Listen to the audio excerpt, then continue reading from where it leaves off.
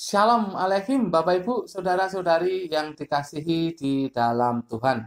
Kita berjumpa lagi dalam pembelajaran firman Tuhan kali ini. Kita berdoa. Bapa, di dalam nama Tuhan Yesus, sebentar kami akan belajar firman-Mu. Kami sadar akan keterbatasan kami. Kami membutuhkan Roh Kudus yang menerangi hati kami, sehingga kami sanggup memahami kebenaran firman-Mu ya Bapa. Dalam nama Tuhan Yesus, kami berdoa. Amin. Bapak, Ibu, Saudara-saudari yang dikasihi dalam Tuhan, hari ini Rabu 24 Februari 2021, kita akan belajar dari Mazmur pasal yang ketiga, ayat 1 sampai dengan yang ke-9. Mazmur pasal yang ketiga ayat 1 sampai dengan yang ke-9. Judulnya adalah Tidur di Tengah Masalah. Tidur di tengah masalah. Bapak, Ibu, Saudara-saudari yang dikasihi dalam Tuhan, biasanya orang kalau mempunyai banyak masalah itu tidak bisa tidur. Namun kali ini kita akan belajar dari Daud yang tetap bisa tidur walaupun punya banyak masalah. Perhatikan ayat yang ke-6a. Aku membaringkan diri lalu tidur. Saya ulangi. Aku membaringkan diri lalu tidur.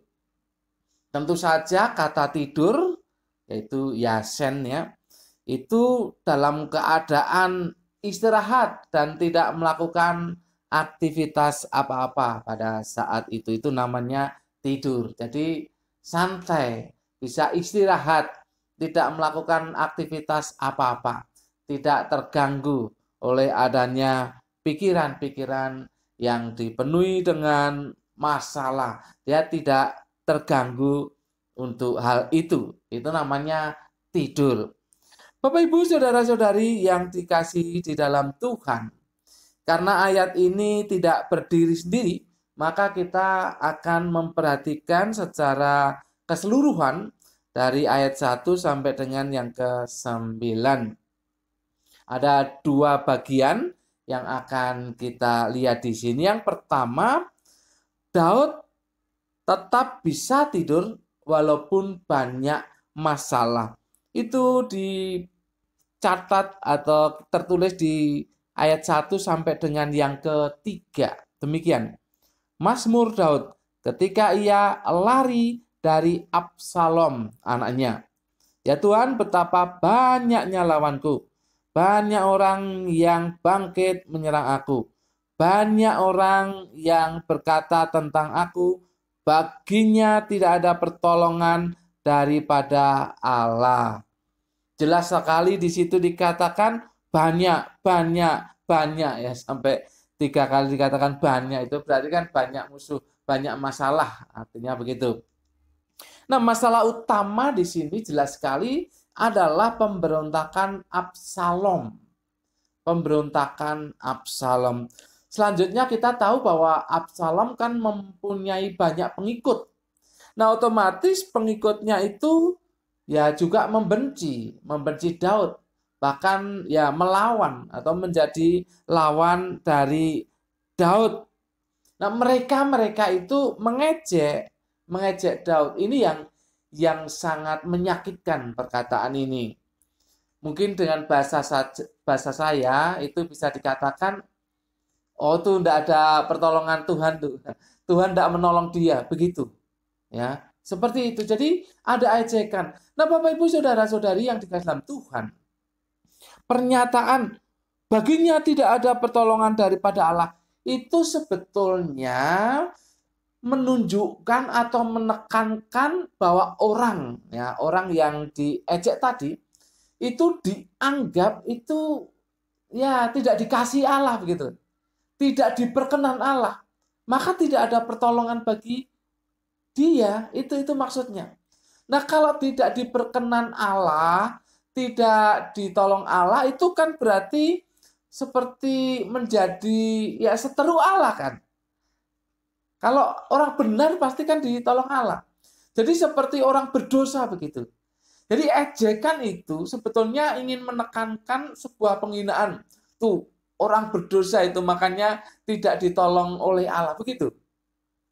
Makanya ketika Daud lari dari Absalom ini, ya, ada seorang dari keturunan Benyamin itu yang mengejek-ngejek dia terus, mengutuk-ngutuk dia terus, ya, mengutuk-ngutuk dia terus. Hei penumpah darah, sekarang istilah saya, hei penumpah darah, sekarang kamu mengalaminya, begitu ya. Itu ejekan, itu kutukan. Bapak Ibu saudara-saudari yang dikasihi dalam Tuhan, ini sebuah perkataan yang sangat menyakitkan. Bukan saja lawannya begitu banyak, tetapi perkataannya itu begitu menyakitkan.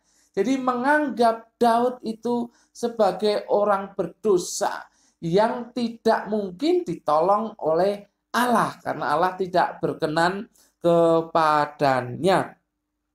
Ini sengsara sekali Bapak Ibu ya. Bukan hanya secara fisik dia harus keluar dari Yerusalem, harus berjalan keluar kota, jauh tentunya, supaya tidak bisa dikejar oleh Absalom anaknya. Ditambah lagi dengan perkataan yang begitu menyakitkan ini. Jadi sungguh sengsara Daud ini. Sesungguhnya kalau orang-orang mengalami hal itu kan mereka tidak bisa tidur ya. Tidak bisa tidur. Tetapi Daud berkata di ayat 6a tadi, aku membaringkan diri lalu tidur. Daud tetap bisa tidur. Kemudian bagian yang kedua yang bisa kita pelajari di sini adalah Daud bisa tidur karena percaya kepada Tuhan. Daud bisa tetap tidur walaupun banyak masalah karena percaya kepada Tuhan. Nanti Bapak Ibu membaca di ayat 4 sampai dengan yang ke-9. Bapak Ibu, Daud percaya kepada Tuhan. Banyak hal nih yang saya sebutkan di sini. Yang pertama, Daud percaya akan perlindungan Tuhan. Itu ada di ayat yang ke-4a. Daud percaya akan perlindungan Tuhan. Kemudian selanjutnya, Daud juga percaya akan diangkat dari rasa malu. Itu ada di ayat yang ke-4b. Daud juga percaya akan jawaban Tuhan. Itu ada di ayat yang ke-5. Kemudian Daud mempunyai keberanian dan kekuatan. Dan kita tahu itu datangnya daripada Tuhan. Lalu selanjutnya Daud percaya akan pertolongan Tuhan. Ini ayat yang terakhir akan saya baca. Dari Tuhan datang pertolongan. Berkat-Mu atas umat-Mu. Itu ayat 9. Dari Tuhan datang pertolongan. Jadi Daud percaya ada pertolongan Tuhan. Daud percaya ada perlindungan Tuhan. Daud percaya akan diangkat dari rasa malu. Daud percaya akan jawaban Tuhan. Daud mempunyai keberanian dan kekuatan. Daud percaya akan pertolongan Tuhan. Bapak Ibu saudara-saudari yang dikasihi dalam Tuhan, perhatikan kepercayaan kepada Tuhan dengan ya seperti yang saya sebutkan tadi, dengan apa yang Tuhan lakukan dan miliki, itu akan membuat jiwa tenang. Tenang. Kalau orang percaya akan perlindungan Tuhan, dia tidak akan gelisah. Kalau orang percaya akan pertolongan Tuhan, dia juga tidak akan galau karena Tuhan akan menolong dia. Kalau orang percaya akan jawaban Tuhan, maka dia tidak akan khawatir, tidak akan putus asa. Karena jawaban Tuhan itu ada bagi dia. Jadi perhatikan bahwa keyakinan yang demikian itulah yang membuat jiwa tenang. Dan Daud memilikinya. Sehingga dengan ketenangan dirinya dia bisa tidur di saat masalah datang begitu banyak menekan dia. Bapak Ibu saudara-saudari yang dikasihi dalam Tuhan, tidak bisa dimungkiri bahwa saat ini kita menghadapi masalah yang besar dengan adanya pandemi COVID-19 ini. kita menghadapi masalah yang besar. Segala sendi kehidupan manusia porak-poranda oleh karena pandemi ini. Kehidupan ekonomi dan keuangan begitu merosot. Banyak perusahaan yang tutup, banyak perusahaan yang merumahkan karyawannya karena ya tidak sanggup untuk membayarnya lagi. Dan ya banyak usaha-usaha yang tidak berhasil. Jadi masalah itu besar sekarang kita hadapi saat ini. Belum lagi kalau Bapak, Ibu, saudara-saudari juga mempunyai masalah pribadi masing-masing. Oh, itu tambah menekan kehidupan kita. Bapak, Ibu, saudara-saudari yang dikasih dalam Tuhan, dengan keadaan yang seperti itu, dengan keadaan masalah yang begitu banyak itu, yang begitu berat itu, biasanya kita tidak tenang dan tidak bisa tidur. Bapak Ibu, orang yang tidak bisa tidur itu ya tentu berbahaya bagi kesehatannya. Pasti akan drop karena tidak didukung dengan kekuatan fisiknya. Nah, itu berbahaya bagi dirinya. Orang yang tidak bisa tidur itu akan ya mudah atau rentan dengan adanya penyakit. Bapak, Ibu, saudara-saudari yang dikasih dalam Tuhan, tentu kita tidak ingin mengalami hal yang demikian. Sekalipun ada masalah, kita tidak ingin menjadi tidak tenang. Kita ingin terus hidup dalam ketenangan sehingga bisa istirahat dengan baik. Bisa. Bapak, Ibu, saudara-saudari yang mengalami masalah itu bisa tetap tenang, bisa tetap istirahat, tidur dengan baik. Asal Anda percaya kepada Tuhan. Anda percaya akan pertolongan Tuhan. Anda percaya akan perlindungan Tuhan. Anda percaya akan jawaban Tuhan. Anda percaya akan keberanian yang akan Tuhan berikan kepada Anda. Anda harus percaya kepada Tuhan. Keyakinan yang seperti itu yang membuat Anda bisa tidur tenang dan fisik menjadi sehat kembali, menjadi kuat kembali. Saya bacakan ayat yang ke-6b ya. Aku bangun sebab Tuhan menopang aku. Bapak, Ibu, saudara-saudari yang dikasih dalam Tuhan. Jadi ketika Daud bisa tidur nyenyak, kemudian dia bisa bangun kembali. Karena Tuhan menopang dia itu dengan kesegaran fisik, kesegaran jiwa. Bapak, Ibu, Anda juga bisa mengalami hal ini. Anda akan tidur dengan tenang, dengan nyenyak, dan bisa bangun dengan tubuh yang sehat, dengan tubuh yang segar, dengan jiwa yang cerah, yang segar.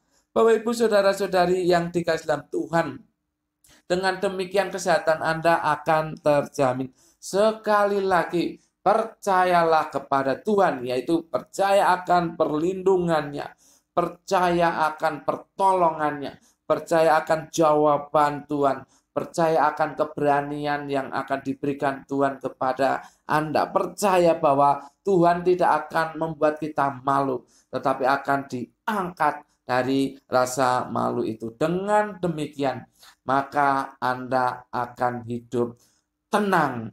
Menghadapi masalah apapun, Anda akan tenang dan akan melangkah dengan baik sehingga bisa mengatasi satu persatu masalah yang Anda hadapi. Amin. Mari kita berdoa. Bapa, terima kasih atas contoh dari Daud yang bisa tidur nyenyak walaupun banyak masalah. Karena dia percaya kepadamu. Kami ingin juga percaya kepadamu. Kami ingin percaya akan pertolonganmu, akan jawabanmu, akan perlindunganmu, akan keberanian yang Engkau berikan kepada kami. Terima kasih Bapa atas firman-Mu. Roh Kudus, tolong kami untuk menerapkan dalam hidup kami. Dalam nama Tuhan Yesus, kami berdoa dan mengucap syukur. Semua yang percaya katakan amin. Tuhan memberkati Bapak, Ibu, saudara-saudari senantiasa